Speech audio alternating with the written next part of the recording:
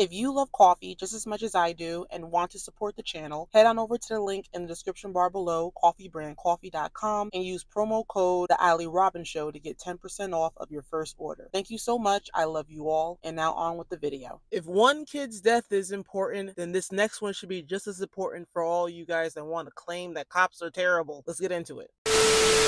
So right after the Sonia Massey video, which if you guys don't know, I actually uploaded it last night because I had thought that I uploaded it recently and then realized I didn't.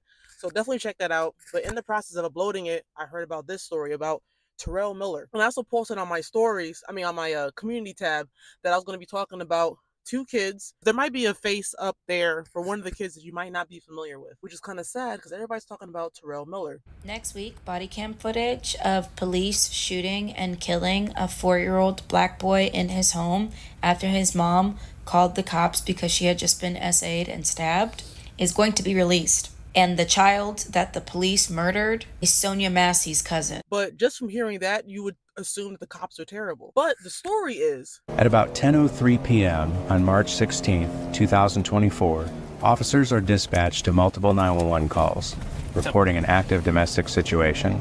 One caller thinks they may have heard gunshots. Officers arrive within 3 minutes. Officers gain access to the east side stairwell and are met by a person who ushers the officers inside and points upstairs.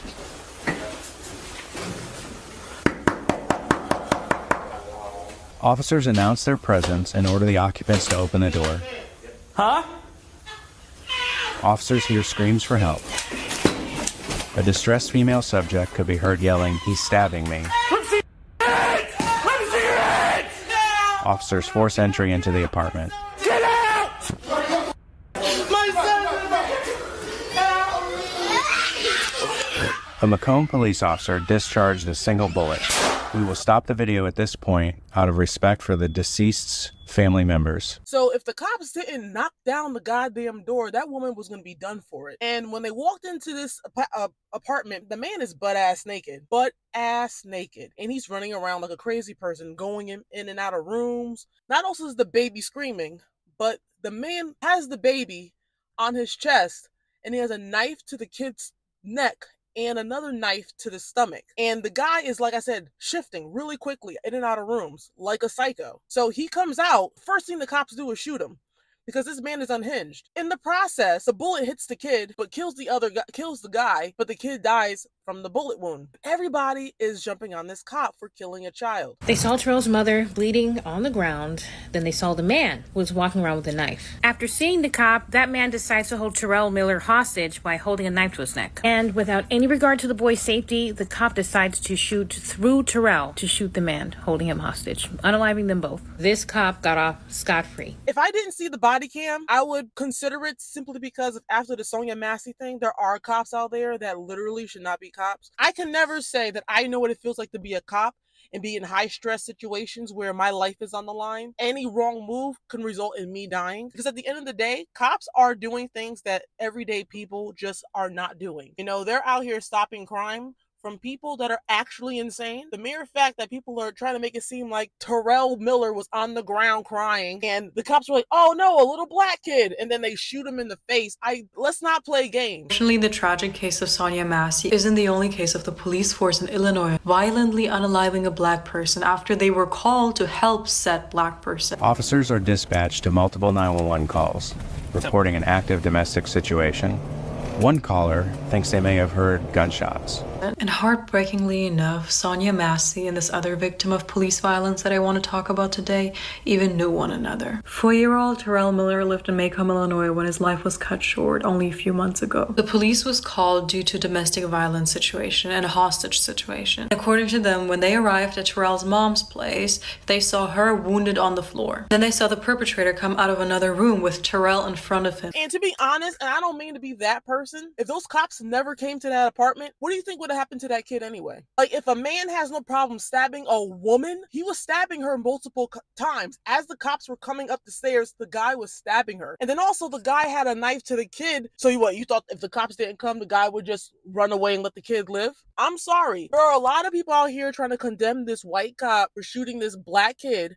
But in my mind, from how the surveillance looked and how everything was like being played out on this video, that kid was done before the cops even arrived. It sounds sad to say, but it's true. What do you think the outcome would have been if the cops didn't show up? Actually, a few people were saying in situations like this, cops should never even arrive. By them saving the life, they were going to get condemned. If they don't arrive, they'll get condemned. So what's the point? Family disputes are dreaded among law enforcement. They are so agitated usually, and emotions are running so high. And they're among the most dangerous, with disturbances like domestic violence accounting for about 30% of officer assaults, according to FBI data.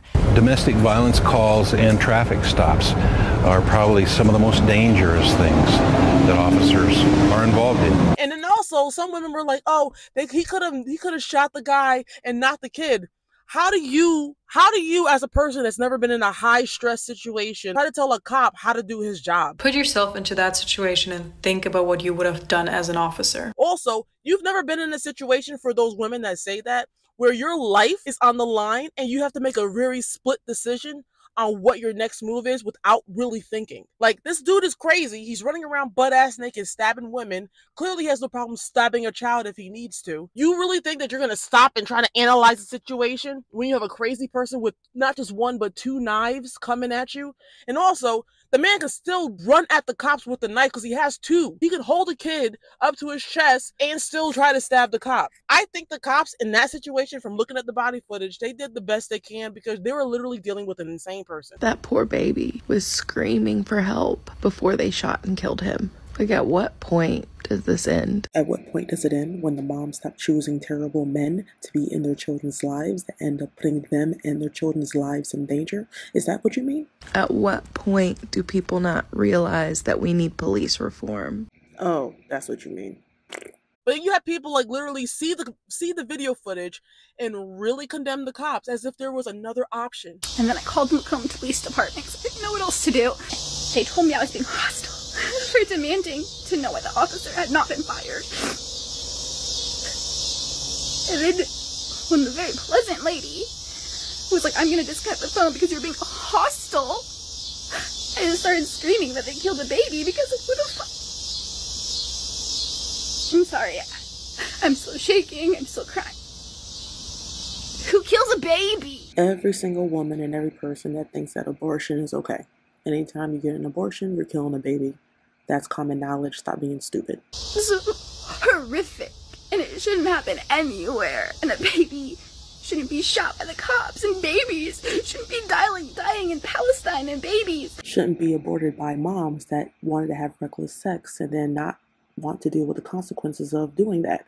Yeah, don't forget to add that part in, Little Miss. I want to be a white savior. These are also the same women that would never be able to survive if they were to be drafted. Because if you think it sucks that a cop would have to shoot through a kid to kill a crazy person, don't go overseas where people are strapping bombs to children and giving them machine guns in an effort to kill the soldiers, and then the soldier has to make a split decision because they have to either get killed or be killed by a child. Don't go over there. Talk about a true PTSD situation. On the flip side, so this is Terrell Miller, and if you put Terrell Miller in Google, this is an activity that everybody can do. Go onto Google, put Terrell Miller, and it'll say Macomb come up. It'll be Terrell Miller Macomb. You'll see a lot of reactions to it. In the same breath, put up Chase Allen. Nobody talking about this, which is weird. This shit happens often. I don't talk about it often on my channel because I really want to believe that humanity is not as bad as it actually is. So Terrell Miller was 4 years old. This kid I'm about to talk about was 3. He was a blind 3-year-old, and his mom beat him to death. And I don't know what resulted in her killing and beating this kid to death. And to be honest, do you really need a backstory? The kid was 3 years old. She beats the kid to death. Other kids are watching, and she says, "Don't worry, I'll take care of it." She puts the kid in a bag and puts him in the freezer. A story that grabbed national headlines at the time. A local mother charged with murder after police find her son's body in a freezer. Yeah, new tonight, another family comes forward saying their child was also abused by that mother, Arjerde France. It happened when he visited her home, and authorities made some huge mistakes in handling their case. So where is everybody's response to this one? I'm gonna be honest with you. People have more relatability to a parent than they do a cop. and no one's talking about this mom. It's really disheartening because you see the agenda being pushed, because when it's a white cop killing a person, a black kid, a black woman, there's a lot of outrage. And, you know, to a certain degree, that's true, especially in like a Sonya Massey thing. She's probably the one situation where she got killed by a cop and it was justified, that everybody was kind of like, you know, trying to get that cop on death row. There's nowhere on this planet that you can justify that being okay, then condemn a cop for doing said Terrell Miller situation. And it was very sad to me because these are babies. Who kills a baby? Any child under the age of 10 is a baby. I don't understand why people are not more outraged about this child who is 3 years old, blind, beaten to death, put in a bag, and then put in a freezer. Like, when the cops found him, his body was decaying. Like, I was close to tears when I was reading it because it annoyed me, because everybody was so focused on this Terrell Miller thing that you would never know that this happened. And to be honest, I follow a lot of crime channels, and the mere fact that Terrell Miller was the one that everybody wanted to hold on to, where that kid was done no matter what happened. If the cops didn't come, he was done for it. If the cops came, obviously he was done for it. It didn't matter. That kid was put in a really bad situation. And sometimes kids have to suffer the consequences of the decisions that their parents make. And it's sad to say out loud, but I'm sorry, it's very true. I feel so sorry for that child. But your mom made a really bad decision by putting that man in your area of living, a place that you're supposed to feel safe in. As a result, you ended up having to suffer the consequences of your mom's decision. Like, your mom is able to go to the hospital and get healed up and taken care of. You're done so. All because your mom made a bad decision and a bad choice when it came to men. But you can't say that about this 3-year-old. I'm sorry. Like, your mom has 6 kids. And I don't know, for some reason, did not want you anymore. And how terrible does that sound? I don't know what sounds worse. But no one, I promise you, go on Google and Google both names. You will not hear a single response from anybody talking about Chase. I think I probably saw like 1 or 2 responses. But compared to Terrell, you don't hear anybody talking about Chase. And it's really very, very sad. And I was just like thinking in my head, I don't know what a child can do that would result in them doing this. It reminded me of the situation that happened where that dad had his kid running on the treadmill and like kind of like abusing him to like stay in shape, to the point where the kid ended up losing his life. It's like no one's trying to talk about these things. But have a cop come and try to save the day, and a kid happens to get killed. Now there's an outrage. Like, how about we keep that same energy when it comes to every kid that gets killed by an adult? When I started hearing a lot of stuff about Terrell, it made sense because supposedly, like, him and Sonya Massey were kind of close together, and they were trying to make it seem like, oh, cops are after the Sonya Massey family. For what? Stop making up shit. And then you hear white women, specifically white women, saying a bunch of nonsense, and you could tell they're trying to get on the black people's side, which I hate. I hate when white people do that shit. Keep the same energy for every black kid that gets killed, whether it's by a cop or by their parents, because if you watch enough crime videos on YouTube,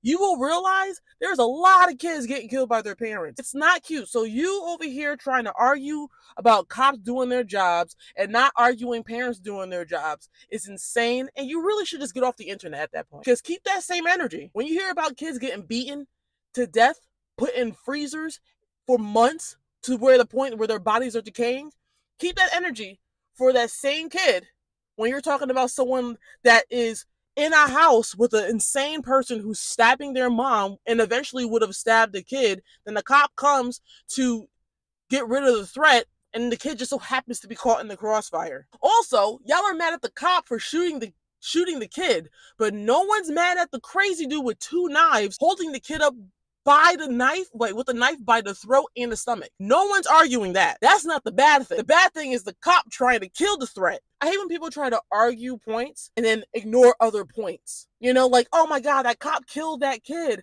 but the guy had 2 knives on that kid. So would that kid have even survived if the cop didn't show up? Now be honest. Some white woman said, because that little boy would be alive today. It wasn't for those fucking pigs. Ma'am, you are being very disingenuous. There is no fucking way you can look someone straight in the eye, look at that body cam footage, and assume that kid was going to survive with or without the cop being there. There is no fucking way. I can't stand people that lie and they make it seem like they're trying to convince people of a thing, and then they get all emotional to make their point more clear. Like, no, ma'am, you just look stupid as hell because you just said something real dumb. I don't think the kids should have been in those situations to begin with, and it kind of sucks when you have cops doing their jobs, the ones that are actually good. They both, like, the mom and the son both could have died. I don't think anybody's realizing that too. The mom was able to escape and the kid got left behind, which sucks. The decisions of the mom resulted in the kid dying. No one's talking about that either. But then you have a mom who has 6 kids, and then she ends one of the kids' lives in the worst way, in the most worst way, and then tries to hide it by putting the kid in a freezer. I don't understand why no one is talking about that. With that being said, I hope you guys enjoyed this video. If you guys did, don't forget to like, subscribe, and hit that bell so you're always notified about the new videos that I have coming out. If you really want to know what I'm talking about when it comes to that Chase Allen story, I'll put the link in the description bar below for the Law and Crime article on it, because you could read why she did it. But at this point, is there really anything that could justify her beating her child to death and then putting him in a freezer? Let me know in the comments below what you guys think about this story. Did you know about Chase Allen? Now, granted, his murder took place in 2022. Terrell Miller's case took place 2 years ago. I don't think any of these murders took place this year, but they're now coming forward and talking about it. But it's just weird how one is talked about more than the other, and one is more heinous than the other. You tell me in the comments below, do you think they're both the same, or do you think one is definitely worse than the other? I'd be very intrigued to read what you guys think. Eventually, I do plan on leaving this state and probably coming back during the winter, like leaving during the summer and then coming back during the winter. That's the goal. You'll see all of that in the description bar below when you follow my fingertip, the link in the description bar below where you can see all the stuff that I do on all the platforms that I'm on. And if you guys love my content, you know what to do, and I'll see you all in the next video.